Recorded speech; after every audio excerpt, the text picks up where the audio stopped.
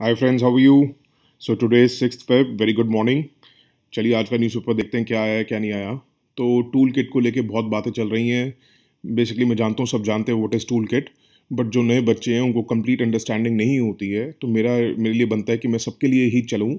तो tool kit एक पहले तो लॉ की भाषा में समझिए। जो जनरल लॉ कहता है टूल किट का मतलब क्या है, इसे सुनिएगा। लिखने की ज़रूरत नहीं है, कि आपको एक अंडरस्टैंडिंग होनी चाहिए। टूल किट बेसिकली एक गाइड बुक होती है। जैसे हमें एक गाइडलाइंस होती हैं, गाइड बुक कहते हैं ना। जैसे कि अगर कुछ हमें दिक्कत आ रही है तो हम गाइड बुक फॉलो कर लेते हैं कि उसके हमें मतलब समझ आ जाता है कि क्या मतलब है क्या नहीं। जैसे अगर आप सपोज करिए आपको कोई इंग्लिश का मतलब नहीं समझ आ रहा है वर्ड का, आप डिक्शनरी खोल लेते हैं, तो that is also a guide book, कि आप खोल के उसमें उसका मतलब समझ सकते हैं। तो उसी तरह अगर एक गवर्नमेंट जो है कानून लेके आती है, और उस कानून के तहत कोई ऑफिसर अगर इंक्वायरी करता है या कुछ भी करना है, किसी के खिलाफ अरेस्ट वारंट इशू करना है या कुछ भी प्रोसीजर फॉलो करना है, तो वो एक गाइड बुक फॉलो करेगा, जिससे उसको पता चलेगा कि क्या प्रोसीजर है, क्या कानून कह रहा है, क्या नहीं कह रहा है। तो उस गाइड बुक को बेसिकली टूल किट कहा जाता है। अब जो ये ट्विटर के केस में यूज़ हो रही है टूल किट, जो कह रहे हैं कि पहले उसने टूल किट डाली फिर डिलीट कर दी, तो टूल किट जो वो यूज़ कर रहे थे, तो उस टूल किट में क्या लिखा हुआ था कि एक तो जो प्रोटेस्ट कर रहे हैं उनको बताया हुआ था कि कहाँ कहाँ पे प्लेसेस हैं जहाँ पे प्रोटेस्ट हो रहा है, क्या क्या आप अपने साथ करो, कैरी करो कि अगर आप डिटेन हो जाओ पुलिस से। पर्सनल मैसेजेस कहाँ पे आप शेयर कर सकते हो, व्हाट्सएप पे, सोशल मीडिया पे कैसे शेयर कर सकते हो। न्यूज़ रिगार्डिंग की सोशल प्रोटेस्ट जो चल रहा है उसके रिगार्डिंग जो न्यूज़ कॉलम्स थे उनको उस टूल किट में लगाया गया था कि क्या अत्याचार हो रहा है किसानों के साथ, क्या नहीं हो रहा, जो उसने शेयर की थी वो मैडम ने। ठीक है। तो टूल किट अगर आपके पास अगर क्वेश्चन आता भी है तो वो बड़ी जनरल टर्म में आएगा, टूल किट होता क्या है। तो it is basically a guide book, जो जिसमें गाइडलाइंस होती हैं कि कैसे करना है कैसे नहीं करना। Okay, I think it is pretty clear now. अच्छा, उसके बाद एक एडिटोरियल पे आपने देखा होगा, सिरो सर्वे के है, तो उसको पढ़ने की ज़रूरत नहीं है, वो बिल्कुल भी इम्पोर्टेंस का नहीं है। उसके बाद एक एडिटोरियल जो बड़े वाला है वो जर्नलिज्म के ऊपर है। तो जो इंटरव्यू देने जा रहे हैं वो पढ़ सकते हैं, क्योंकि हाल फिलहाल हम देख रहे हैं कि कई जर्नलिस्ट अरेस्ट हुए हैं। तो और कई जर्नलिस्ट को रोका गया है कि प्रोटेस्ट को कवर करने के लिए, क्योंकि वो सेंटर से रजिस्टर्ड नहीं वो थे उनके ऑर्गेनाइजेशन। तो वो चीज़ें आप मेरे ख्याल से सिर्फ और सिर्फ इंटरव्यू वालों के लिए हेल्पफुल है। प्रीलिम्स वालों के लिए तो बिल्कुल नहीं है, बट वो आर्टिकल आप इंटरव्यू वालों के लिए थोड़ा सा हेल्पफुल होगा, थोड़ा सा पढ़ लीजिए। और उस आर्टिकल में ही हमारे लिए जो इम्पोर्टेंट है प्रीलिम्स वालों के लिए, कि बी आर अम्बेडकर की सेइंग है। और उसके बाद मैंने ये चेक भी कर लिया है, क्या नाम है, लक्ष्मीकांत पॉलिटी में भी, और उसके बाद मैंने चेक किया गवर्नमेंट की साइट पे भी, कि आर्टिकल 32 को बी आर अम्बेडकर ने कहा था heart and soul of the constitution. मतलब ये बेसिकली एक ये स्तंभ है कॉन्स्टिट्यूशन का, हार्ट एंड सोल है आर्टिकल 32, जिसमें जुडिशियल रिव्यू आता है। ये भी फंडामेंटल राइट्स में आता है आर्टिकल 32। तो इसको sorry article 32, sorry judicial review तो आर्टिकल 13 है। आर्टिकल 32 बेसिकली कॉन्स्टिट्यूशनल रेमेडी है, कि अगर आपके फंडामेंटल राइट्स को हार्म हो रहा है तो you can approach to supreme court. तो इसको हार्ट एंड सोल कहा था कॉन्स्टिट्यूशन का, आर्टिकल 13 को नहीं कहा था। क्योंकि एक दो जगह मैं अभी जो कंफ्यूज भी हुआ, इसलिए मैं आपको क्लियर कर देता हूँ। क्योंकि एक दो जगह ना कि कहीं आर्टिकल्स में ना आर्टिकल 13 को भी दिया जाता है heart and soul of the constitution, but article 13 is not the heart and soul of the constitution, article 32 is heart and soul of the constitution. तो अगर कई बार पूछ भी लिया जाता है तो जो कॉन्स्टिट्यूशन मेकर्स हैं उन्हीं की बात सुनी जाएगी, उन आर्टिकल्स में मत जाइएगा।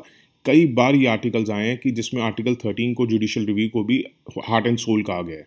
तो इन केस अगर आपके पास क्वेश्चन आता है heart and soul of the constitution, और उसमें कई 3-4 आर्टिकल्स दे रखे हैं, उसमें आपको एक सिलेक्ट करना हो, तो वो आर्टिकल 32 है, कॉन्स्टिट्यूशनल रेमेडी। उसके बाद एडिटोरियल पे था गवर्नर वाले को लेके। तो उसमें आपको अगर इंटरेस्ट है तो पढ़ लीजिए कि किसी की लाइफ में क्या चल रहा है क्या नहीं चल रहा है, क्योंकि जो राजीव गांधी के मर्डर का वो चल रहा है। आपको जो प्रीलिम्स वालों के लिए हेल्पफुल है वो देख लीजिए क्या होता है, कि कई बार लॉ से रिलेटेड क्वेश्चन भी आ जाते हैं, क्योंकि हर फील्ड के बच्चों के लिए इनको एक दो क्वेश्चंस पुट करने ही होते हैं। तो उसमें जो हमारे लिए इम्पोर्टेंट है वो ये है कि जो पुलिस ऑफिसर को हम कन्फेशन देते हैं, that is not admissible as evidence. ठीक है, it is inadmissible as evidence, मतलब कोर्ट में वो सबूत के तौर पे पेश नहीं किया जा सकता, क्योंकि इंडियन एविडेंस एक्ट में ऐसा कहा गया है।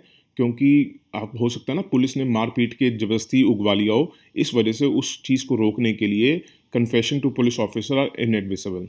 जैसे आपको आपने वो जॉली LLB 2 भी आई थी, उसमें अनु कपूर कहता है कि भैया तुझे पता नहीं है पुलिस ऑफिसर को एडमिसिबल किया हुआ एविडेंस नहीं होता है। बट टाडा और पोटा, टाडा मतलब टेररिज्म एक्टिविटीज़ और जो एक्ट आई थी और प्रिवेंशन ऑफ टेररिज्म एक्ट की जो एक्ट थी, उसमें पुलिस को जो बयान दिए होते हैं, एविडेंस दिया होता है, वो एडमिसिबल है। बट वो जो जिस ऑफिसर को बयान दिया हो उसकी रैंक सुप्रिटेंडेंट ऑफ पुलिस से कम ना हो। तो इस केस में भी उन्होंने कहा है कि एसपी सीबीआई को दी गई थी ये जो उसने एविडेंस दिए थे, जो बात बोली थी, तो उसको एविडेंस के तौर पे माना गया है इस केस में। ठीक है। उसके बाद पार्डन कंसिडर, मैंने आपको कल भी बताया था कि गवर्नर ऑफ तमिलनाडु वगैरह का आप सिर्फ और सिर्फ अपनी जो बेसिक बुक है उसी में ही स्टिक रहिएगा, उसके अलावा मत जाइएगा। एक चीज़ बच्चे कई बार क्या करते हैं, जैसे गवर्नर की पार्डन पावर पढ़ ली, प्रॉपर पढ़ लिया, कुछ चीज़ें मिस कर देते हैं। तो ये याद रखिएगा, मुझे एकदम से याद आया कि आपको बता दूं कि the governor is bound by the aid and advice of the state government in exercise of pardon powers. ऐसे ही प्रेसिडेंट भी बाउंड होता है। तो वैसे तो लक्ष्मीकांत में बहुत क्लियरली ये दे रखा है, बट बच्चे क्या होता है कि ऊपर ऊपर से पढ़ते हैं, कई बार बीच बीच की ना बिटवीन द लाइंस जो लिखी होती हैं उनको मिस कर देते हैं। तो ये याद रखिएगा कि गवर्नर की डिस्क्रिशनरी पावर नहीं होती है, he is bound by the aid and advice of the state government. तो ये जब ऑप्शंस आती हैं ना पेपर में, तो बड़ी कंफ्यूजिंग आ जाती हैं। तब आदमी को लगता है कि मैंने पढ़ा तो था, मगर मैं ये क्वेश्चन क्यों नहीं कर पा रहा। तो इसलिए क्या होता है कि हम जैसे 4 पॉइंट्स हैं तो 2 तो अच्छी तरह पढ़ लेते हैं, 2 थोड़े से रह जाते हैं हमसे हमेशा। तो याद रखिएगा, he is bound by the aid and advice. और कल कुछ जो सजेशंस आई थी मैं उसके ऊपर भी जाऊंगा एंड ऑफ दिस लेक्चर, मैं उसके बारे में भी डिस्कस करूंगा, तो वो भी सुन लीजिएगा आप। उसके बाद पेज 8 पे आया था फाइनेंस मिनिस्ट्री के ना, वो जो आपने देखा होगा विजाग स्टील प्लांट के बारे में आया हुआ है कि वो डिसइन्वेस्टमेंट ये वो। तो आपको मैं एक उसमें कुछ भी हमारे लिए इम्पोर्टेंट नहीं है आईएएस वालों के लिए, बट मैं थोड़ा सा ना आपको क्या नाम है स्ट्रैटेजिक डिसइन्वेस्टमेंट और डिसइन्वेस्टमेंट के बारे में बता दूं। और सबसे बड़ी बात ये जो मैं डेफिनेशन लाया हूँ ये फाइनेंस मिनिस्ट्री की साइड से लाया हूँ, तो इसलिए अगर क्वेश्चन पुट होगा तो हमेशा यही टर्म के साथ पुट होगा। तो स्ट्रैटेजिक डिसइन्वेस्टमेंट क्या कहती है, जब एक अच्छा खासा पोर्शन जब गवर्नमेंट ना अपने एंटरप्राइजेस से, पब्लिक सेक्टर एंटरप्राइजेस मतलब जिसमें गवर्नमेंट की मालिकाना हक है, तो उसमें से जब वो अपना अच्छा खासा मालिकाना हक बेचती है, चाहे वो 50% से कम भी क्यों ना हो। देखिए लिखा हुआ है साफ साफ, would imply the sale of a substantial portion of up to 50%। ऐसा नहीं है कि 50% ही होना चाहिए, चाहे कितना भी भेजे, चाहे आप 50% दे, कम दे, या उससे ज़्यादा भी दे सकती है, बट साथ में वो ट्रांसफ़र करती है मैनेजमेंट कंट्रोल। तो स्ट्रैटेजिक सेल्स या स्ट्रैटेजिक डिसइन्वेस्टमेंट का मतलब बेसिकली मैनेजमेंट कंट्रोल देना और अच्छा खासा पोषण देना। तो आप सोचेंगे कि स्ट्रैटेजिक डिसइन्वेस्टमेंट और डिसइन्वेस्टमेंट में क्या फ़र्क होता है, कि जब वो पब्लिक सेक्टर एंटरप्राइजेस का माइनॉरिटी शेयर्स, बहुत कम शेयर बेचती है, चाहे वो एक ही पार्टी को बेचे या पब्लिक में आईपीओ निकाले, उसको डिसइन्वेस्टमेंट कहते हैं। इसमें ओनरशिप जो है वो गवर्नमेंट के पास रहती है। समझ रहे हैं, 2 तरह की सेल है। आपके पास सपोज करिए आप एक कंपनी के मालिक हैं, अगर तो आपने उसका थोड़ा सा परसेंटेज सिर्फ पैसा लाने के लिए अपनी फर्म में और थोड़ा सा आपने थोड़ा सा हिस्सा बेचा, मगर आपकी मैनेजमेंट आप ही की चलेगी, तो आप वो है डिसइन्वेस्टमेंट। और अगर आप स्ट्रैटेजिक डिसइन्वेस्टमेंट कर रहे हैं तो उसमें क्या करते हैं, आप अच्छा खासा अपना पोर्शन भेजते हैं और अपना मैनेजमेंट कंट्रोल भी सामने वाले को दे देते हैं, वो कहते हैं स्ट्रैटेजिक सेल। ठीक है, ये फाइनेंस मिनिस्ट्री से लाया हूँ। अगर आएगी तो अगर क्वेश्चन भी आएगा तो डायरेक्ट ऐसे ही, क्योंकि जब भी ये क्वेश्चन पुट करते हैं वो बेसिकली जो गवर्नमेंट की साइड से जो डेफिनेशन होती है ना, वो साइड की तरह के रखते हैं। ठीक है, तो आप जनरली विकीपीडिया के उस पर मत जाइएगा, जो गवर्नमेंट की साइट्स पे आती है वही मैं आपके लिए लेके आ रहा हूँ, तो उसी को ध्यान से पढ़िएगा। एक जो एडिटोरियल पे था ये टर्मिनल डिक्लाइन को लेके, इसको हम इतना इंपॉर्टेंस क्यों दे रहे हैं, क्या कि क्या है, वैसे तो जो मैंने आपको बताया उतना ही बहुत है पुराने लेक्चर्स में, बट थोड़ा सा इसके लिए हमारे लिए इंपॉर्टेंट क्या है, क्योंकि हमारे वहाँ पे जो श्रीलंका के पोर्ट पे जो ट्रांसशिपमेंट्स आती हैं उनमें से 2/3 हमारी हैं। मतलब समझ के चलिए कि 30 शिपमेंट्स अगर ट्रांसशिपमेंट्स श्रीलंका के उस पोर्ट पे आ रही हैं तो उसमें से 20 हमारी हैं। ठीक है, तो ट्रांसशिपमेंट क्या होता है बेसिकली, अगर सपोज करिए दुबई से आपने कोई माल मंगवाया है और वो श्रीलंका वाया श्रीलंका होके आ रहा है, तो वो पहले श्रीलंका पहुंचेगा और श्रीलंका से फिर वो पोर्ट से हमारे पास आएगा, तो उसको कहते हैं क्या नाम है ट्रांसशिपमेंट। कि वहाँ पे एक बारी रुका, पेट्रोल पुट्रोल भरवाया, वैसे मैं आपको एक एग्जांपल दे रहा हूँ, ऐसा नहीं पेट्रोल भरवा रहे हूँ, वैसे रुका, पेट्रोल पुट्रोल भरवाया या कुछ सामान वहाँ का अनलोड करना तो अनलोड करा, वहाँ से फिर अपना इंडिया आया, तो उसको कहते हैं ट्रांसशिपमेंट। मतलब उसका वहाँ कोई काम नहीं है, उसने बेसिकली कहीं और ही जाने हैं, एक्चुअल पोर्ट इंडिया था, निकलने ओरिजिन कहाँ तक का था, दुबई का था, बट वो रुका एक बारी खाने पीने के लिए रुका, चाहे कैसे रुका, वो रुका श्रीलंका, तो इसको कहते हैं ट्रांसशिपमेंट। उसके बाद पेज 9 पे था कि आपने देखा होगा 900% शूट हुआ एकदम से क्रॉप इंश्योरेंस के जो क्लेम्स को रिजेक्ट करने का। तो उसमें हमारे लिए जो इम्पोर्टेंट है वो देखिए, आप जो इंटरव्यू वाले हैं वो इसको एक एज अ पॉइंट रख सकते हैं कि 98%, बट जो प्रीलिम्स वाले हैं वो देखिए प्रधानमंत्री फसल बीमा योजना क्या है। 2016 में आई थी। एरो इस दो स्कीम्स को मर्ज करके बनाया गया था, नेशनल एग्रीकल्चर इंश्योरेंस स्कीम और modified national agriculture insurance scheme. ठीक है, ये बेसिकली इसका एम क्या था, कई बार एम पूछ लेते हैं कि प्रीमियम बर्डन फार्मर्स का हटाने के लिए और अर्ली सेटलमेंट हो क्रॉप क्लेम की, जो इंश्योरेंस क्लेम होगा। ठीक है, तो हुआ नहीं हुआ ऐसा हर चीज़ वो अलग बात है, बट आप देख लीजिए क्या है। ठीक है, इसमें सारी food, oil seed, commercial, horticulture crops को रखा जाएगा। और प्रीमियम कितना देना होगा, 2% फॉर खरीफ क्रॉप्स। मतलब प्रीमियम आप समझ रहे हैं ना क्या होता है, जैसे आप अपनी गाड़ी का भी इंश्योरेंस कराते हैं तो हर साल उसका प्रीमियम देना पड़ता है ना, तो आपको तो प्रीमियम पूरा देना पड़ता है। इसमें सरकार ने क्या किया था कि किसानों को सिर्फ 2% देना है, बाकी वो देंगे 1.5% देना है राबी क्रॉप्स का। ये सब आप ज्योग्राफी में पढ़ेंगे। खरीफ क्रॉप्स क्या होती हैं, खरीफ मतलब जो राइस वगैरह की होती हैं जो गर्मियों में उगाई जाती हैं, और राबी क्रॉप्स मतलब जैसे वीट वगैरह हो गई जो सर्दियों में उगाई जाती हैं। तो 2% वो, 1.5% इस पर देना, और 5% कॉमर्शियल और हॉर्टिकल्चर क्रॉप्स पे करना है। ठीक है, और ये याद रखिएगा, it was mandatory for Loni farmers. Loni farmers means जिन्होंने लोन ले रखा है अपने फार्मिंग पे, उनको ये मैंडेटरी था। अब सुन लीजिए, था ये। इतना सब पढ़ के आदमी सोचता है कि यार मैंने प्रधानमंत्री फसल बीमा योजना देख ली, ठीक है। अब मैं देख रहा था कई साइट्स पे सिर्फ इतना ही था, बट अगर आप गवर्नमेंट की साइट पे जाएंगे तो अब इसमें चेंजेस हो गए हैं, और कई इंस्टीट्यूशंस ने अपने चेंजेस अपडेट भी कर लिए हैं। बट वो कितने हमने याद करने वाले हैं, क्योंकि बहुत सारे चेंजेस हैं, तो मैंने बड़े सारे देखे हैं। तो उसके बाद ये 4-5 ही इंपॉर्टेंट है। अब ये देखिए क्या क्या चेंजेस हुए हैं। सेंट्रल जो सब्सिडी है under this to be limited for premium rates 30%। तो आपको जो याद रखना है, सिर्फ याद रखिएगा चेंजेस क्या किए हैं। सेंट्रल सब्सिडी 30% अनइरीगेटेड और 25% इरीगेटेड एरियाज। ठीक है, इरीगेटेड एरियाज कैसे डिफाइन होंगे, जिस डिस्ट्रिक्ट्स में जितना एरिया एग्रीकल्चर में अगर वो 50% से ज़्यादा इरीगेटेड है तो उसको इरीगेटेड एरिया माना जाएगा, नहीं तो अनइरीगेटेड एरिया माना जाएगा। अनइरीगेटेड के लिए 30% है और उसके लिए 25%, ये याद रखिएगा।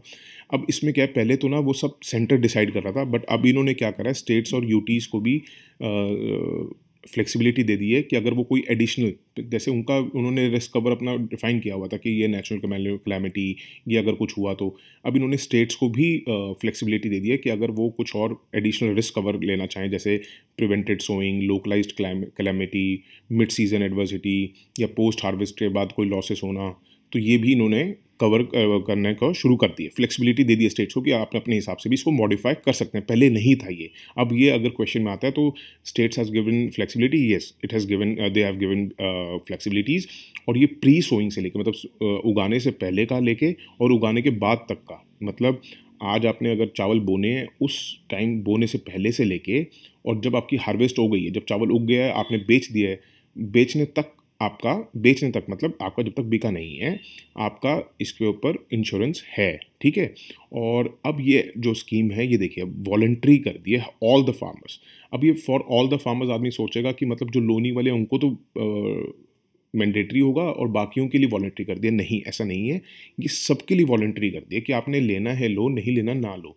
तो अब ये लोनी फार्मर्स के लिए भी मैंडेटरी नहीं रहा है। इन चीज़ों को बड़ी ध्यान से देखिएगा। अब इसका एक तो दूसरा क्या है कि प्रीमियम सब्सिडी का जो शेयर रहेगा सेंट्रल का, वो 90% रहेगा नॉर्थ ईस्टर्न स्टेट्स के लिए। पहले ये कितना था, 50-50 था, अब 90% हो गया।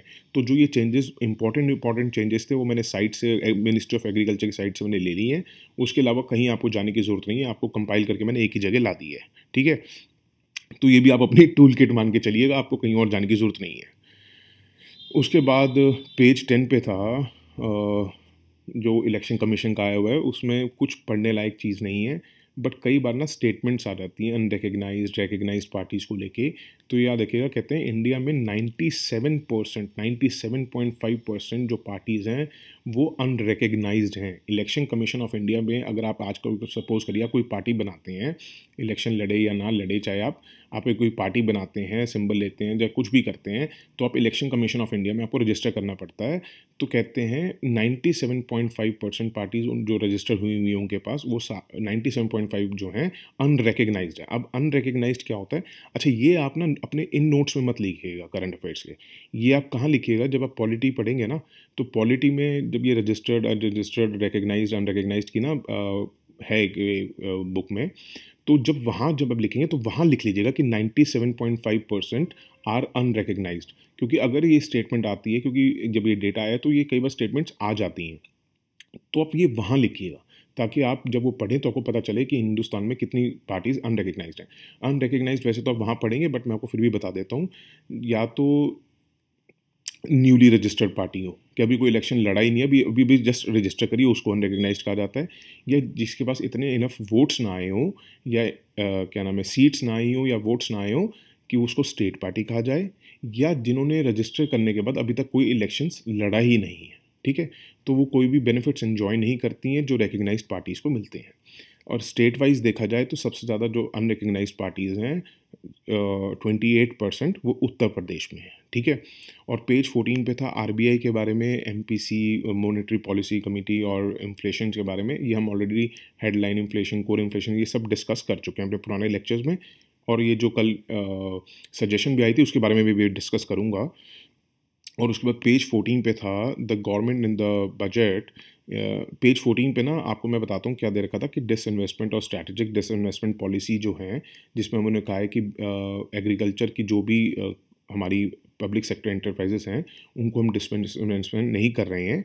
अब उसमें क्या है कि उन्होंने न्यूज़ में प्रॉपर नहीं था, तो मैं इसलिए गवर्नमेंट ऑफ इंडिया की वेबसाइट पे गया था कि उन्होंने कौन से ऐसे क्योंकि हिंदू में ना सिर्फ ये दे रखा है कि उन्होंने 4 सेक्टर्स आइडेंटिफाई करे हैं जिसमें बजट में अनाउंस किए हैं, जिसमें डिसइन्वेस्टमेंट या स्ट्रैटेजिक डिसइन्वेस्टमेंट की जाएगी।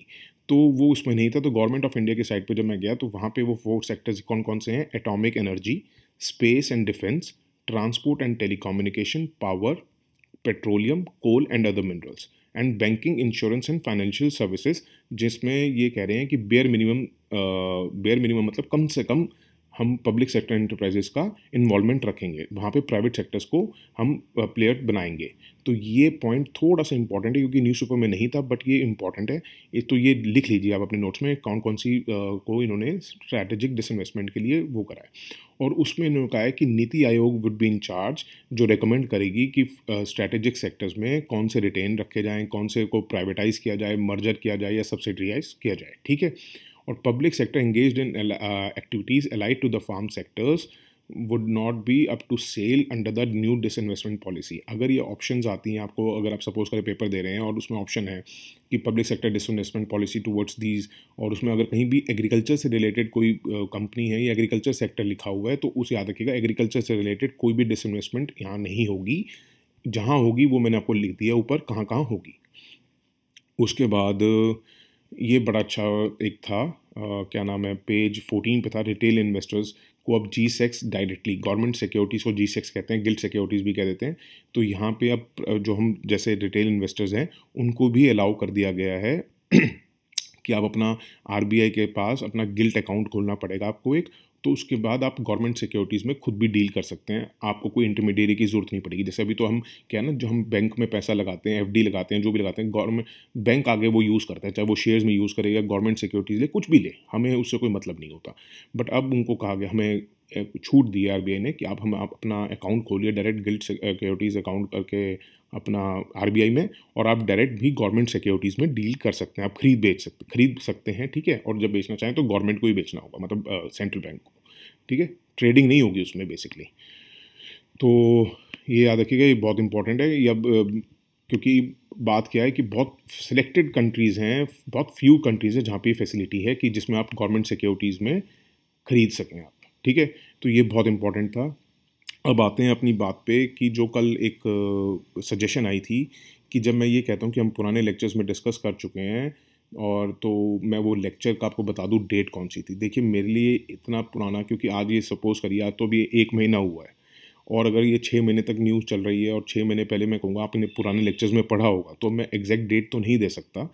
अब इसकी वजह बताता हूँ क्या है। देखिए मैं एज्यूम कर रहा हूँ कि जो भी ये लेक्चर सुन रहा है वो या तो इस साल का एग्ज़ाम दे रहा है या नेक्स्ट ईयर का दे रहा है, क्योंकि नेक्स्ट टू नेक्स्ट ईयर वाला तो अभी से करंट अफेयर्स पढ़ने का कोई नीड नहीं है उसको। तो आप इस साल पढ़ रहे हैं, वो उसको तो सिर्फ ज़रूरत पड़ेगी, तो अगर हम जीएस प्रीलिम्स स्टार्ट कर रहे हैं जब, तो उसको तो जीएस प्रीलिम्स के लिए ज़रूरी है, क्योंकि 50 साल पहले भी और 50 साल आने वाले भी जीएस प्रीलिम्स का कोर्स वो ही रहेगा। तो वो लोग जीएस प्रीलिम्स सुन सकते हैं चाहे वो 10 साल बाद भी एग्ज़ाम देना हो जाए। बट करंट अफेयर्स के लिए तो ऑलमोस्ट मैं समझता हूँ या तो इस साल वाले या नेक्स्ट ईयर वाले सुन रहे होंगे। और उनसे मैं यही रिक्वेस्ट करूँगा कि देखिए, अगर आपका बैकलॉग है तो अब आपके पास टाइम इतना नहीं है कि आप एक लेक्चर ही पुराना सुनिए, अब आप 2 या 3 लेक्चर करके पुराने सुनिए। और जो मैंने लेक्चर्स दिए हैं, मैं ये चाहता हूँ कि आप उनको लाइटली मत लीजिए। ये मैं सिर्फ प्री के लिए लेके आया हूँ और वो डेफिनेटली 100% क्वेश्चंस निकलेंगे तो उन्हीं में से निकलेंगे। जनवरी ऑनवर्ड्स की गारंटी मैं दे रहा हूँ आपको कि उससे बाहर देखिए, पुराने की तो मैं नहीं दे सकता, मैंने नहीं शुरू किया था, बट उस जनवरी के बाद के कि मैं गारंटी दे रहा हूँ कि इसके अलावा कहीं से भी करंट अफेयर्स का क्वेश्चन नहीं निकल सकता है। तो इसलिए अगर आप ये सोच रहे हैं कि मैं आज सपोज़ कीजिए, जैसे आपने कहा है कि न्यू जो आए हैं, तो अगर सपोज़ कीजिए अगर आज किसी ने 6 फेब से ही स्टार्ट किया है, तो आप ये सोच के चलें कि मैं 6 फेब से ही आगे का सुनता जाऊँ और मैं जून में एग्ज़ाम दे दूँ, ऐसा नहीं चलेगा। आपको मेरे जनवरी से लेक्चर सुनने ही पड़ेंगे।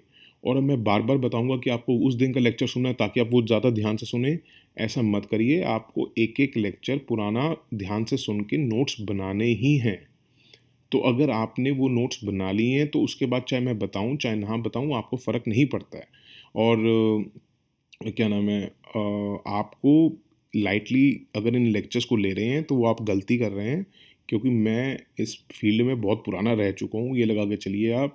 और मुझे इतनी बारीकियों से पता है, तो आप किसी भी लेक्चर को ये मत सोचिएगा इसको लाइटली लूँ और जब नेक्स्ट लेक्चर में बोलूँ कि उस लेक्चर में सुन लीजिएगा तो आप उस लेक्चर को थोड़ा ध्यान से सुने, ऐसा मत करिए। एक एक लेक्चर इंपॉर्टेंट है, एक एक न्यूज़ इंपॉर्टेंट है जो मैं दे रहा हूँ। 15-16 मिनट 20 मिनट का सारा होता है और नोट्स बना एक बार सुनने के बाद आपको नोट्स बनाने में हार्डली 2 मिनट लगेंगे। तो ये सब चीज़ें आप लिखिए। और अगर जो नए लोग आ भी रहे हैं तो मैं भी ये एज्यूम कर रहा हूँ कि वो पुराने लेक्चर सुने, ये नहीं हो कि वो आगे से ही कंटिन्यू करें और जो मैं जिस लेक्चर में बोलूँ कि पुराने वाला वो लेक्चर सुनिए तो वो सिर्फ वही लेक्चर सुने। नहीं, ऐसा नहीं है। उनको 2 जनवरी ऑनवर्ड सुनना ही है, हर एक लेक्चर सुनना है, हर एक लेक्चर के नोट्स बनाने हैं। और जो पुराने लेक्चर्स मिस कर चुके हैं वो 3-3 4-4 करके चाहे अपना बैकलॉग कंप्लीट कीजिए, बट वो एक एक चीज़ नोट कीजिए। तो उसके बाद आपको ये ज़रूरत नहीं पड़ेगी कि मैं बताऊं या नहीं बताऊं, क्योंकि आप ऑलरेडी वो नोट कर चुके हैं। और हर नोट के बाद थोड़ी थोड़ी स्पेस छोड़ दीजिए करिए, ताकि अगर आगे वो कोई न्यूज़ आए तो आप उसी में ऐड कर सकें, आपको दोबारा आपके नोट्स बल्कि ना हो। ठीक है, thank you so much. I hope आपको मेरी बात क्लियर हो गई होगी। अगर किसी को इन केस फिर भी डाउट है तो वो दोबारा अपने कमेंट्स में लिख सकते हैं। आप देख रहे होंगे मैं कमेंट्स ज़रूर पढ़ता हूँ, और जहाँ मुझे लगता है कि अगर उसकी कोई क्वेरी है तो मैं ज़रूर आंसर कर रहा हूँ। तो आप अगर अभी आपको फिर भी डाउट है तो आप लिख सकते हैं। Thank you so much for listening. Have a good day, take care, bye.